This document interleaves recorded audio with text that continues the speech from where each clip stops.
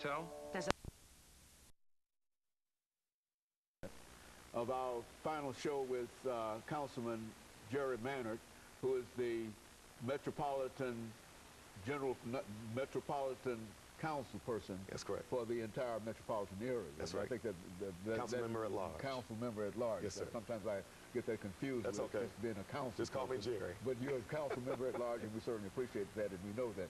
And let's during this final 8 or 10 minutes that we have, Councilman, talk about some of the developments that has been directed primarily at the national administration, as we refer to it, and about what Mr. Obama has done and what he's trying to do in terms of trying to bring us out of the deep depression and recession that we've been in. Right. Well, here's what happened. We know in November that we had an election and where Republicans were elected. In fact, it was one of the greatest elections for Republicans since 1938. And unfortunately, we had a lot of courageous congresspersons and senators who stood up for America and the working families and said, we're going to do what's right for working families. And unfortunately, their message got lost because of the attacks, the lies, and the deceptions that were done on the other side.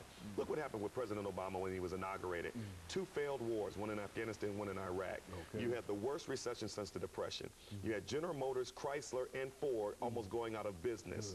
Then later we had the oil spill, right?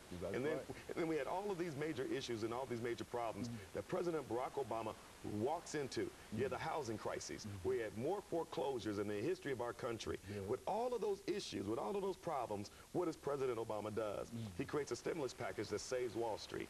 He saves General Motors and Chrysler. Now General Motors is out of bankruptcy, making a profit, making product. Chrysler, same thing.